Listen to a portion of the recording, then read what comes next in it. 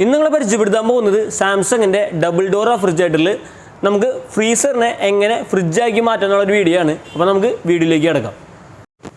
അപ്പോൾ സാംസങ്ങിൻ്റെ ഈ ഒരു മോഡലിൽ ഇതിൻ്റെ നമുക്കറിയാം പുറത്ത് ഒരുവിധ എല്ലാ ഫ്രിഡ്ജുകളിലൊക്കെ നമുക്ക് ഉള്ളിലായിരിക്കും ഇതിൻ്റെ ഫ്രിഡ്ജ് കൺട്രോളും അതുപോലെ തന്നെ ഫ്രീസർ കൺട്രോളൊക്കെ വരാം. സാംസങ് ഡബിൾ ഡോറിൻ്റെ പ്രത്യേകത എന്ന് പറയുന്നത് ചില മോഡൽസുകളിൽ നമുക്ക് പുറത്തുനിന്ന് തന്നെ നമുക്കിത് ഓപ്പറേറ്റ് ചെയ്യാൻ പറ്റും. അപ്പോൾ നമുക്ക് ഫ്രിഡ്ജിൻ്റെ കൂളിംഗ് ആയിക്കോട്ടെ അതല്ല ഫ്രീസറിൻ്റെ കൂളിംഗ് ആയിക്കോട്ടെ നമുക്ക് പുറത്തുനിന്ന് തന്നെ ഈ ഒരു ഡിസ്പ്ലേയിൽ നമുക്ക് അഡ്ജസ്റ്റ് ചെയ്യാം. അപ്പോൾ നമുക്കിതിൻ്റെ ഈ ഒരു പുറത്തുനിന്നുള്ള ഡിസ്പ്ലേയിൽ നമുക്ക് ഓപ്പറേറ്റ് ചെയ്യാൻ പറ്റുമെന്ന് വെച്ച് കഴിഞ്ഞാൽ ഒന്നാമത്തെ ഓപ്ഷൻ എന്ന് പറയുന്നത് നമുക്കതിൻ്റെ ഫ്രീസറാണ്.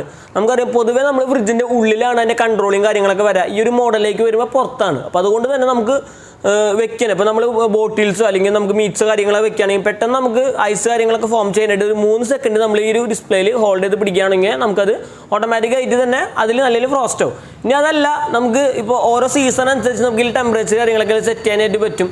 അപ്പോൾ അതിൽ നമുക്കൊരു ഏതൊരു സീസണിലായാലും നമുക്കൊരു 19 ഡിഗ്രി സെൽഷ്യസിൽ നമ്മൾ ഓപ്പറേറ്റ് ചെയ്യുകയാണെന്നുണ്ടെങ്കിൽ നമുക്കതിൽ ഏതൊരു കാലാവസ്ഥയിൽ നമുക്കത് ഓപ്പറേറ്റ് ചെയ്യാം. ഇനി അതല്ല നമുക്ക് ഓരോ സീസൺ അനുസരിച്ച് കൂട്ടണമെങ്കിൽ കൂട്ടാം, കുറയ്ക്കണമെങ്കിൽ കുറയ്ക്കാം.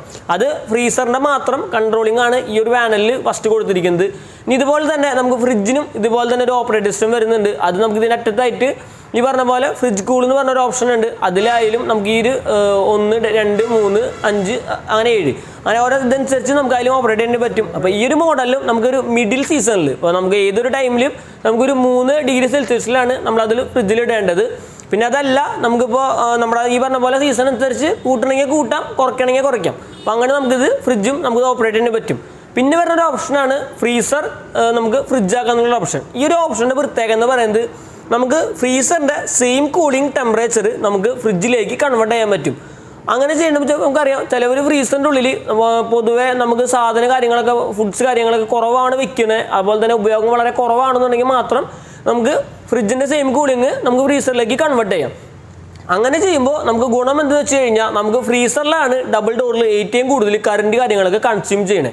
അപ്പോൾ ഈ കറണ്ട് കൺസ്യൂം ചെയ്യുമ്പോൾ നമുക്ക് കറണ്ടിൻ്റെ ഇതിൽ നമുക്ക് കുറയ്ക്കാനായിട്ട് പറ്റും ഇങ്ങനെ കൺവേർട്ട് ചെയ്ത് കഴിഞ്ഞാൽ. അപ്പോൾ നമുക്ക് അതിന് ചെയ്യേണ്ടത് ഈ ഇതിൻ്റെ ഡിസ്പ്ലേയിൽ ഫ്രീസർ ഫ്രിഡ്ജ് എന്ന് പറഞ്ഞൊരു ഓപ്ഷൻ ഉണ്ട്. അതൊരു 3 സെക്കൻഡ് നമ്മൾ ഹോൾഡ് ചെയ്ത് പിടിക്കുകയാണെന്നുണ്ടെങ്കിൽ നമുക്ക് ഓട്ടോമാറ്റിക്കായിട്ട് തന്നെ ഫ്രിഡ്ജ് കൺവേർട്ട് ആവും. ഇനി അതല്ല ഈ ഒരു കൺവേർട്ടബിൾ എന്ന ഓപ്ഷനിൽ നിന്ന് നമുക്ക് വീണ്ടും റിവേഴ്സ് ചെയ്യണമെങ്കിൽ തന്നെ ഈ പറഞ്ഞ പോലെ 3 സെക്കൻഡ് നമ്മളിത് വീണ്ടും ഹോൾഡ് ചെയ്ത് പിടിച്ച് കഴിഞ്ഞാൽ നമുക്ക് അതിൻ്റെ കൂളിംഗ് പഴയ സ്ഥിതിയിലേക്ക് തന്നെ വരും.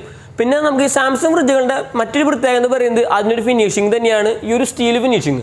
ഈ ഒരു കളറിൻ്റെ പ്രത്യേകത ഒരിക്കലും കളർ നമുക്ക് എത്ര വർഷം കഴിഞ്ഞാലും ഇതിൻ്റെ കളർ ഫീഡായി പോകുന്ന ഒരു പ്രോബ്ലം വളരെ കുറവായിരിക്കും.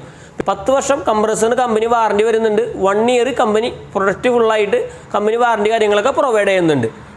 അപ്പോൾ നമുക്ക് എങ്ങനെയാണ് ഫ്രീസറിനെ ഫ്രിഡ്ജാക്കി മാറ്റാമെന്ന് നമുക്ക് ഈ ഒരു വീഡിയോടെ നിങ്ങൾക്ക് മനസ്സിലായെന്ന് വിചാരിക്കുന്നു. ഈ ഒരു വീഡിയോ നിങ്ങൾക്ക് ഇഷ്ടപ്പെട്ടെന്ന് വിചാരിക്കുന്നു. ഇഷ്ടപ്പെട്ട് കഴിഞ്ഞാൽ മറക്കാതെ ചാനൽ സബ്സ്ക്രൈബ് ചെയ്യുക. അതുപോലെ തന്നെ ഈ വീഡിയോ ഇഷ്ടപ്പെട്ട് കഴിഞ്ഞാൽ ലൈക്ക് ചെയ്യാനും മറ്റു ഫ്രണ്ട്സിന് ഷെയർ ചെയ്യാനും മറക്കരുത്.